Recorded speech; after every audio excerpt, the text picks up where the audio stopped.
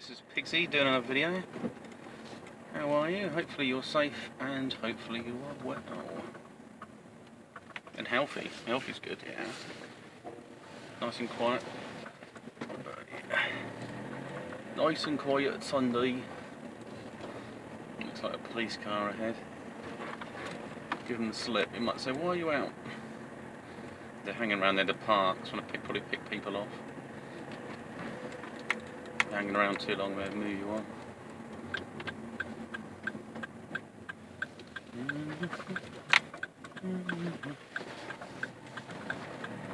So, the first thing I was just thinking about this corona and the figures, the initial figures that come from China were probably wrong. They're underreported, the figures. So the best way is the government official figures are the ones that are choosing to let you know. The actual ones are probably a lot higher. I think we can compare them to other countries to get an idea. I'm sure that they did a lot of prevention type work, but it seems quite amazing that places like Italy are absolutely, I mean it's about 10% of the actual population that were infected that died from it. So it's had something like 90,000 and about 10,000 people died of it, so, which is way higher. So its mortality rate is 10% really. That's correct. And these other cases, it will start to skyrocket because you look at the recovery. So recovery in the UK, about 133 people recovered. Nearly 20,000 have been affected, and 2,344 people have died. So it's a much higher ratio, because the ratio of recovery tells you a lot as well. But then it does take a while to recover. And the other issue is the onset of things like pneumonia and other things that kick in. That's why you've got to do the maximum to sort of heal yourself. So we move into another area. We'll talk about urine therapy. So the first thing I would do if you urine is you pee in a bottle, and or pee into something. Depends, well, basically if you're male or female, what's easiest to pee in for yourself. You might want to. Shame you've got one of them colander type things. Otherwise you might want to pee into something like a jug, and then you can pour it into a bottle that way. That might be easier. And also how much control you've got over your urine, because last thing you don't do is pee, and you pee outside of the vessel, and then you can't stop pee on yourself. It's not so fun. But it's not all bad, because it's good for your skin accordingly anyway. So the first thing is that the science, they might people say, well, there's bacteria in your bladder, and like in your wee and blah blah blah. But that's why if you pee, there's a lot of things you can do. So if you taste your pee straight away, it gives you an indication of what's going on in your body. If it tastes awful, then you've probably got an infection. If it tastes a bit kind of bitter or whatever, it's just like the minerals and other things. But the best I've found is that I've got wee. It's over a week old now, and it's been through electrolysis. It's been through a lot of sort of experimentation of myself. I can't say exactly what's in it because I don't have the kit to test it, or maybe the experience. I could do a bit more study into chemistry.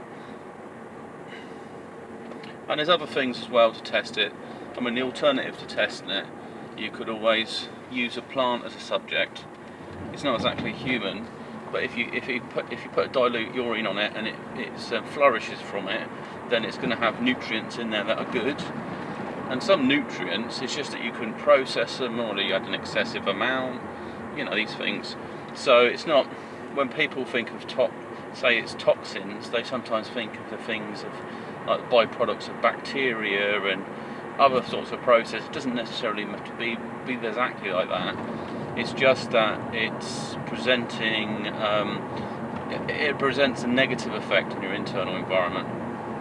Like if I drank too much water, I'd end up going to wee a lot, and that's because my body's saying we don't need that much H2O in our system, and it starts to get to a point where it becomes toxic because it's not manageable, and that's where it goes above what your body can manage.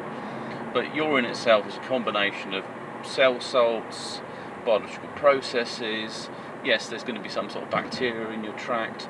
It lives in there actually. It lives in there to break things down. So it's a natural part of you. It's a bit like this bacteria lives on your skin. You want to wipe it out completely. If you do, you might get another bacteria move into that area and occupy your skin, and that might give you something like eczema or something like that. So, you know, there's lots of key stuff to do. But if you allow it to mature, or they call it like the curing, I think, of the urine. The curing of the urine equals maturing. So if you leave it for a week, if there is any bacteria, it would have broken down, or it would have chemically changed anyway, the urine. And if there's anything that might be toxic, because it's a compound that's hard to break down for your body, outside the body it's broken down using daylight, basically, the power of Ra. And it's not bad actually. I drunk some earlier and I thought, well, I mean, I'm not drinking a heavy amount of it because I don't want to. I'm basically assessing it really. It's like a tonic, so just have a shot of it. And also because I've allowed it to mature a bit, I'm sort of looking at the effects of that, and as its times goes on. But it gives me an idea of urine and health and healing as well. It's just kind of learning about the whole thing. So it's the experience. It's a bit like when I first started making ormus. You know, I was sort of playing around with lower levels and then diluting it and all sorts of things. I'm trying to avoid over just sort of mixing up stuff, or having it too alkaline. Until I had all the kit in place, I did all the research, so I'm going to work on it. So, I mean, for this urine, I might add some colloidal silver to it. So it can basically last longer. It can take a more period of time to mature. I'll keep it out of the sunlight, but it will naturally break down anyway. But the reason I want to keep it out of the sunlight is because sunlight and colloidal silver don't mix. Colloidal silver would end up turning to bigger silver particles. So with urine, it breaks down to smaller particles with the light, and then it goes through other different processes. There may be bacteria that's beneficial to our bodies that would love to feed on urine, but it's having an understanding of how that works. So I'd have to have a little bit more of a research into it to be entirely sure where I'm going to go with that. But I could basically a bacteria that might live in my stomach naturally. Might be able to actually use that to grow it and then reintroduce it, or just feed it with the urine anyway. It's a whole sort of weird experiment basically. But there's a lot of things that your body produces on a daily basis that is useful, the vital things. Because okay, you drink a lot of water, you pee a lot of water, but you need water to survive.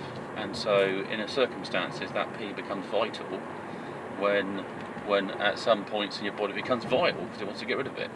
So it's very much about the process that works for your body at the right time, and you've got a kind of intuition about it. You'll know when to, you might sort of fancy it in some way.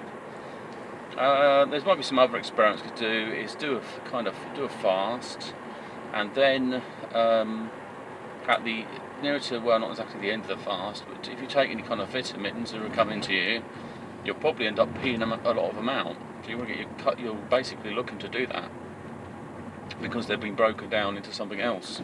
They've been processed by your liver and they come out your body, and you've got bright coloured pee, and that must have come from your blood as well, because the urea and there's urochrome, urochrome, so it's to do with the coloration of the piss, and it comes from your plasma.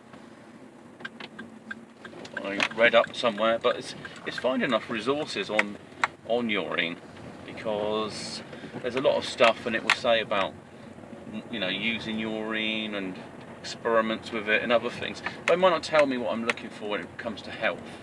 It's telling me about the chemistry of it. Yes, it's got lots of other uses to it. Whether I was right or wrong to use electrolysis, because I may have reduced the level of hydrogen in it. But however, it may have actually, during the breaking down process, increased that, because as it breaks down, urine's like nitrogen. The ammonia side of it is a mixture of nitrogen and hydrogen. and there's carbon and oxygen, I think, for urea. So it's just breaking down the bonds, and then so it becomes chemically different. So that car let me go. That's nice of him. Cheers. Yeah, put me in a speed bump. So yeah, so there's lots of possibilities there. So fertiliser for the plants, using older urine because it would chemically broken down, changed. You know, how far does that mature? What's the impact on the liver? The liver does get kind of excited, and the ketones as well. If you're re-drinking in your ketones, so they say your pea's brightly coloured, siphon that off. You know, it's quite useful because if you're fasted and you take that, it may stimulate your body to make even more ketones, or it may not. You know, or it may just cause it's kind of like a chain reaction. I've just chucked this back into the engine, and it's potentially going to work two ways. It's going to make you more productive or less productive, and yeah, that's just the way it goes. But there's no loss in it. I mean, it's just at the moment it's just kind of experimenting with it. There's other things that you might want to avoid if you drank a lot of sugars and you had a pee, because then you've got sugars might come out of it. I don't know. It might be a way to test that. And then what would that be like? Could it be more attractive to bacteria to break down? And what would it produce? You know, could I add a brewer's yeast to it and make a blooming booze out of it? A pissy booze, that'd be nice. See, what do they say? You're on the piss. So if you drink lots of alcohol and you pee that out, it'd be worth having a look at what's in there.